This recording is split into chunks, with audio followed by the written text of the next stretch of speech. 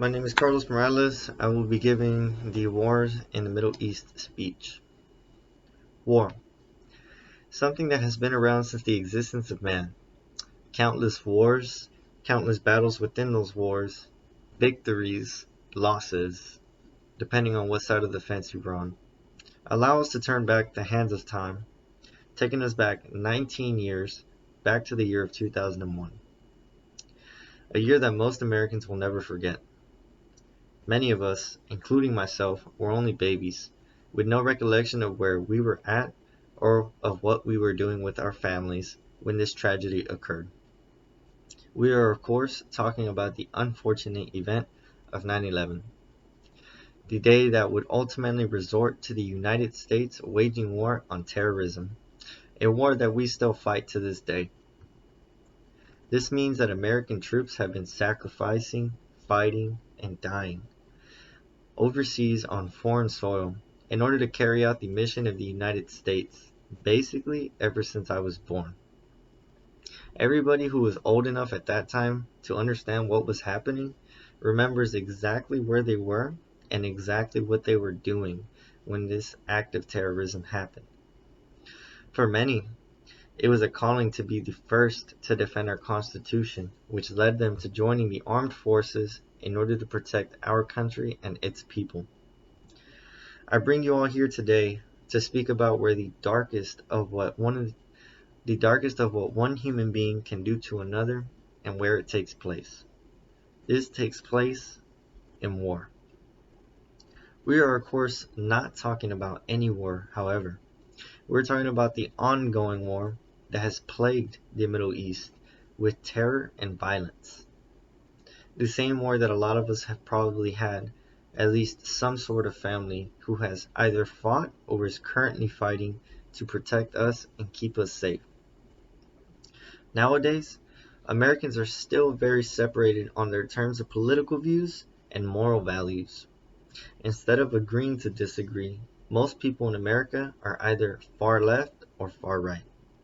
Very few are smart enough to do what we did when this tragedy happened, and that is to meet in the middle. I was not old enough to see it for myself, but the ones who were there speak of how great and how truly inspiring it was to see all Americans come forward as one. At that time, it did not matter who you were voting for. It did not matter if our moral values aligned.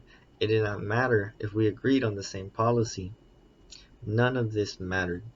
What mattered at that time was coming together to get to the conclusion of, we love our country. What are we as Americans going to do about this?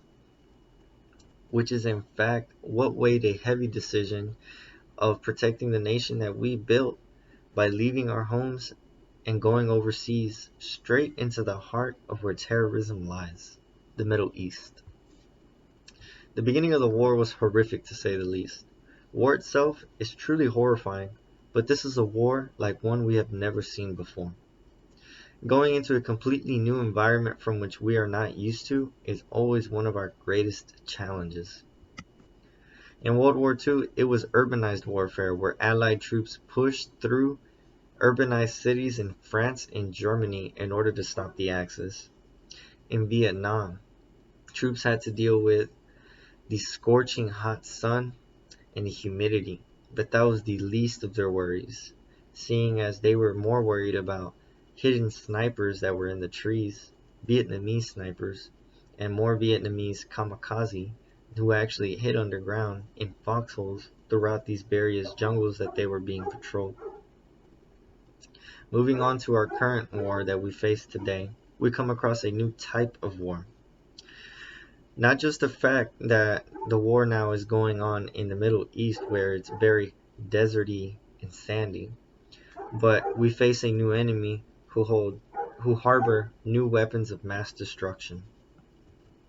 We are of course talking about the catastrophic IEDs, who I would be personally more paranoid about more than anything.